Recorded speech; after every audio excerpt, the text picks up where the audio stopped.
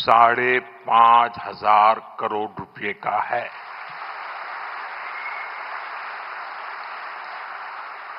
वर्तमान में करीब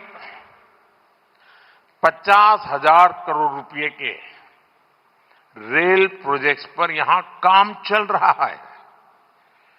तेलंगाना में 5 वंदे भारत और 6 अमृत भारत ट्रेनें भी चल रही हैं। साथियों, अभी कुछ देर पहले Kazipet Vijayawada multi tracking project के कुछ सेक्शन का लोकार्पण हुआ है। इसके अलावा Kazipet rail under bypass line का भी राष्ट्र को समर्पित की गई है। इन सुविधाओं से सफर भी आसान होगा और ट्रांसपोर्टेशन की गति भी तेज होगी। साथियों, 21वीं सदी की इस दुनिया में बिना ऊर्जा सब काम ठप पड़ जाता है। एनर्जी सिक्योरिटी का क्या महत्व है, ये आज दुनिया का हर व्यक्ति महसूस कर रहा है। इसलिए भारत की एनर्जी सिक्योरिटी पर हमारी केंद्र सरकार अभूतपूर्व निवेश कर रही है। मलकापुर में इंडियन ऑयल के नए टर्मिनल का उद्घाटन इसी दिशा में एक बड़ा कदम है।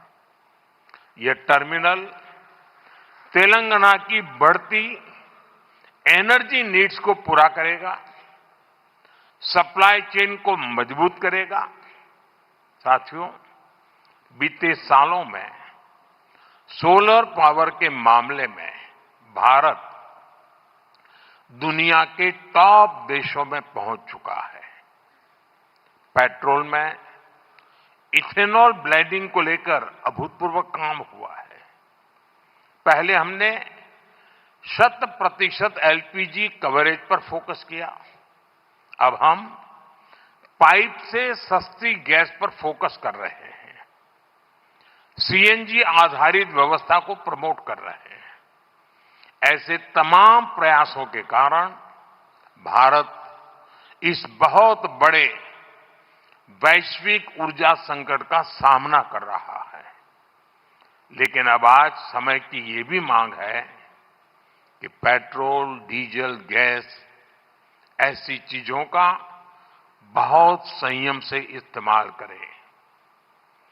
जो एनर्जी प्रोडक्ट हम विदेशों से मंगाते हैं, हमें प्रयास करना है कि जितनी जरूरत है उतना ही उपयोग करें।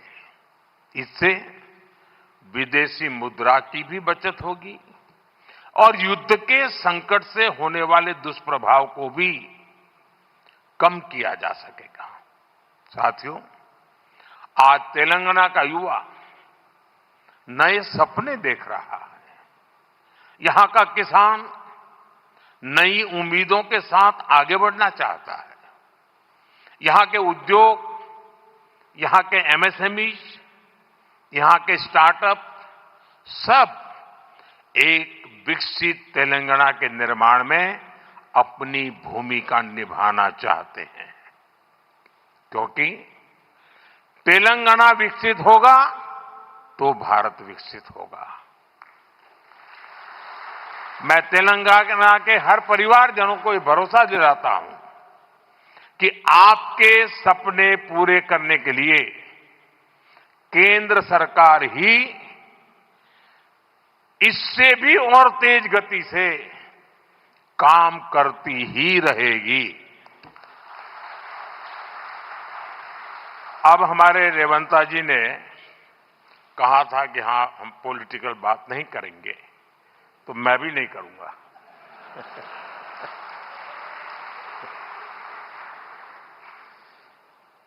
और इसलिए नॉन पॉलिटिकल बात मैं रेवंता जी से कहूंगा कि 10 साल के शासन में भारत सरकार ने जितना गुजरात को दिया वो मैं आपको देने को तैयार हूं।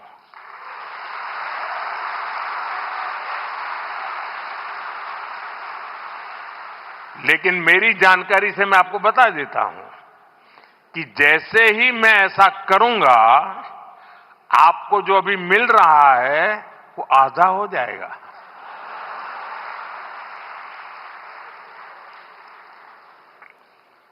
आप जहां पहुंचना चाहते हैं नहीं पहुंच पाएंगे, और इसलिए अच्छा है कि मेरे से ही जोड़ो।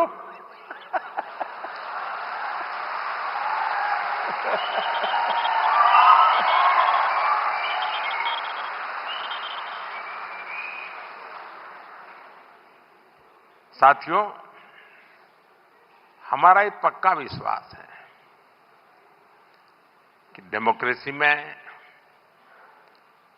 राज्यों में अलग अलग प्रकार की सरकारें होना कोई बुरी चीज नहीं है, लेकिन देश के विकास के लिए राज्यों का विकास भी उतना ही महत्वपूर्ण है।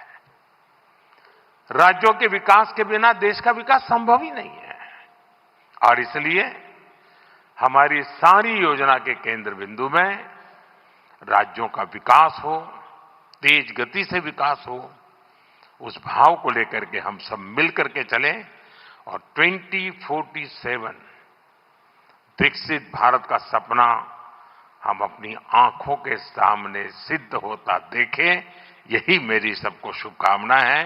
बहुत बहुत धन्यवाद।